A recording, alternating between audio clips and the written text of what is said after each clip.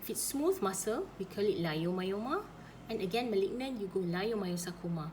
While striated muscle, we call it rhabdomyoma if it's benign. And malignant, you call it rhabdomyosarcoma. Now, these, under the epithelial origin, these are usually the most important type of cancer because most cancers arises from this. For example, it's the squamous cell, then you call it squamous cell papilloma. If it's the malignant, then you call it carcinoma or basal cell carcinoma. So this is depending on where it is. If it's in the lung, then you call it lung cancer, which is squamous cell carcinoma of the lung. Okay. While adenoma, these are the epithelial type with glands and ducts, right? Not the squamous type. So you call it adenoma, while if it's malignant, you call it adenocarcinoma. This is most common in the breast because breast tissue have a lot of glands. So if it's a benign growth, you call it breast adenoma, while if it's malignant, you call it breast adenocarcinoma or adenocarcinoma of the breast tissue, right? While in renal, sometimes you call it renal tubular adenoma and then renal cell carcinoma. So for liver, you call it hepatocellular carcinoma, right? So these different types of it. The melanin producing cell or melanocytes, it's special, what we call it malignant melanoma. Okay, and it's becoming more and more common nowadays because of the sun effect, radiation effect from the sun, and if people don't wear sunscreen, then you can get the malignant melanoma. Okay, so these are the nomenclature. You don't need to memorize everything, tak perlu hafal, but you need to understand how they actually derive the names. Okay, so next we look at the characteristics of a neoplasm, right? And what are the difference between a benign neoplasm and a malignant neoplasm? So first, you look at the differentiation, what we call differentiation, and anaplasia. So differentiation atau pembezaan di antara ketumbuhan yang benign dengan ketumbuhan yang malignant adalah the difference between the cell yang baru dengan sel yang normal. Okay, so you look at the parenchymal cell or the neoplastic cell, you compare them to the normal cells. Does it look the same? Does it look very dissimilar? Or does it look nothing at all like the normal cells? So that is what we call differentiation. Remember when we talked about earlier, when we talked about looking at slides, cells on slide, remember I was telling you guys that if you're trained in it, you can actually look at the cells and you already know what type of which organ it came from. But sometimes the cell is so abnormal that you look at it and you're thinking like, where is this from? I cannot recognize any of the shapes. So sometimes malignant cell can produce this type of abnormal mass where when you look under the slide, you cannot actually tell from which organ this comes from. Now that is what we call poorly differentiated. So when it doesn't look at all the same, so you call it poorly. So totally different. If it's similar, we call it well differentiated. So that means the new growth looks almost the same as the normal cell. So you can still see, oh, shape dia lebih kurang macam shape yang biasa, tapi ada sedikit perbezaan. So that is what we call well differentiated, okay, versus poorly differentiated. So you look at it not just what it looks like morphologically on the slide, but you also test it whether it's functional or not. For example, if it's a liver cell, you tengok adakah dia boleh menjalankan fungsi sebagaimana sel-sel yang normal dalam your liver. Can it function normally? If it's poorly differentiated, it tends to be poorly functional because shape dia pun tak langsung macam liver cell, so unlikely for it to function normally. While if it's normal, well differentiated, it almost looks normal. Sometimes dia masih boleh function, although not 100%. Okay, so that's the difference. Now for benign neoplasm, it's well differentiated. Maknanya yang tidak evil ni, you nampak dia lebih kurang sama dengan normal cell. Then if you go under high power, look into the cell itself, you akan nampak minimal mitosis. That means dia tidak rapidly dividing. Dia bukan nak membiak-biak banyak-banyak dan sangat-sangat laju. Okay, so it's minimal mitosis. And if you look at the cell yang tidak mengalami mitosis, right, the ratio of this, your cytoplasm to your nucleus is 1:4 or 1:6. So maknanya size dia, size nukleusnya tidak terlalu besar berbanding dengan cytoplasm dia. Okay. While in a malignant neoplasm or yang abnormal, yang evil punya growth, it's either poorly differentiated ataupun langsung kita panggil undifferentiated. That means tidak langsung rupa sama dengan sel-sel normal organ tersebut. Ataupun there's something what we call anaplastic, di mana bentuk morphology of the abnormal cell is berbeza-beza. Satu bentuk triangle, satu bentuk empat segi, satu bentuk almost bulat. So even among the abnormal cell, it doesn't look similar.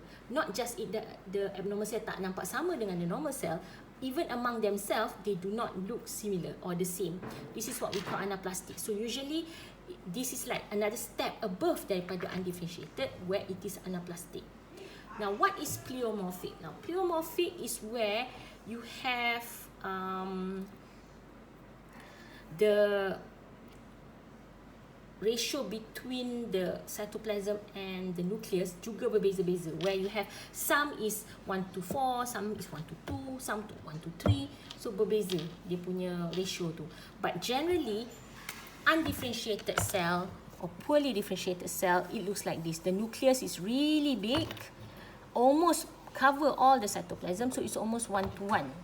Okay, why? Because it's rapidly dividing, so dia memerlukan a lot of the function in the nucleus, where a lot of the gene is actually being produced to make more and more abnormal cell. Okay, so dia punya nucleus sangat aktif, so that's why it's very big, right? And the shape of the nucleus also is variable and bizarre. Sometimes dia bentuk tiga segi, sometimes dia bentuk bulat, sometimes dia colour gelap, sometimes dia colour light. So it's different, and if you look inside, you can see a lot of mitosis going on. But not just that, bukan sahaja banyak mitosis, tapi mitosisnya pula atypical. Sometimes certain sebelah is anaphase, sebelah is telophase, which shouldn't be. It should be sama kan. Both side is like, kalau you remember your gene tu, kalau belah sini macam ni, belah sini pun kena macam ni, right? Telophase and all that. But in a malignant cell, the mitosis sometimes tak normal. Shape dia tak sama. Sebelah telophase, sebelah anaphase, dia berterabur, okay? And also the nucleus of this abnormal cell is hyperchromatic. That means the color is usually very dark, unless they become pleomorphic lah. Then they become sometimes abnormal. But most of the time, the nucleus is hyperchromatic because there's a lot of material going on, a lot of mitosis going on.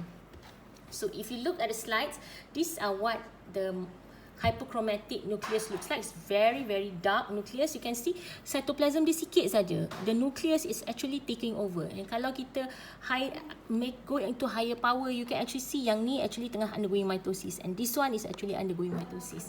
But you have to go into really high power, then only you can see there are actually mitosis going on. Alright, now another new term is what we call dysplasia. Now, plasia is growth.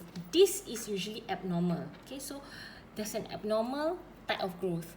This is where you have a disorderly, that means abnormal growth, but it's non-neoplastic.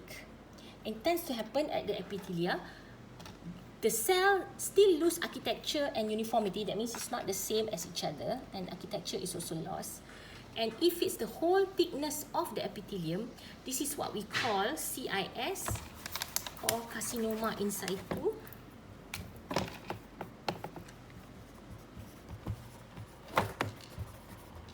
Carcinoma in situ. That means it is a malignant growth, but it's only there. This is before it goes and spread elsewhere.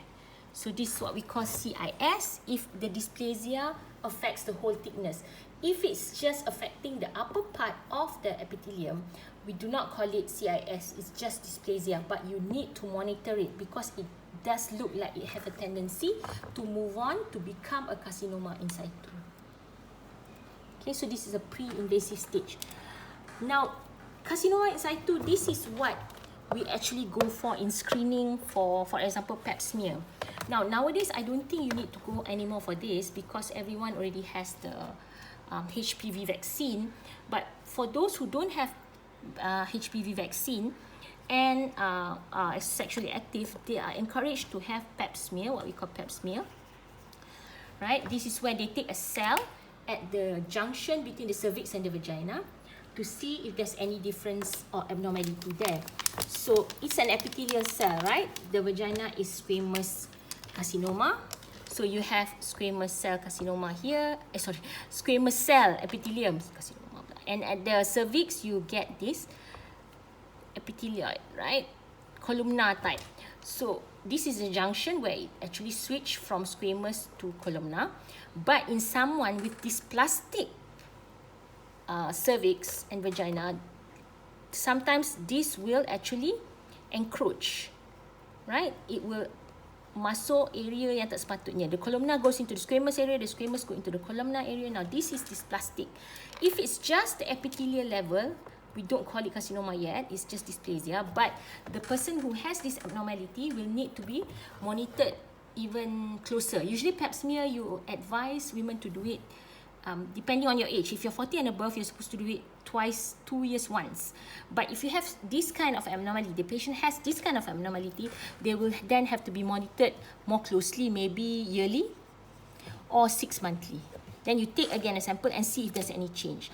Now, if it starts to go beyond the full thickness of the, if it's full thickness of the epithelium, then you call it CIS. And then you need to do something about this. Right, you need to do treatment. Before this, you just monitor, but then you do treatment. Now, this is the reason why we encourage people to go for pap smear, because this is very, very early carcinoma. You can actually treat it very well and the patient can recover. But if you don't go for your screening, then you wouldn't know. The same thing, screening is the same thing with breast cancer. We encourage what we call BSE. Okay, BSE or breast self-examination, right? Do not wait until you have a lump. Do not wait to examine like, very late. You don't examine monthly. And then you have a lump and then you go to the doctor and then the doctor don't know which is the lump. Because some women actually have normal lumps in the breast. So it can be difficult to differentiate which is malignant, which is benign, which is abnormal, which is normal. Now the best person who knows the breast is the patient itself. So that's why herself. So that's why we encourage the patient to do it every month, right? Day 7 of your menstrual cycle, so that you will be able to differentiate. Like last month, oh, this particular lump is this size, but this month it has become bigger. So then you can go and see the doctor and then get it tested, or something gets done for it, instead of waiting for years and years and you don't even realize that you actually have the lump. So that's the reason why we encourage screening. Same thing with mammogram, is to look for early detection, right? Early detection means early cure. Now, just now we talked about the differentiation. Now, let's talk about the rate of growth.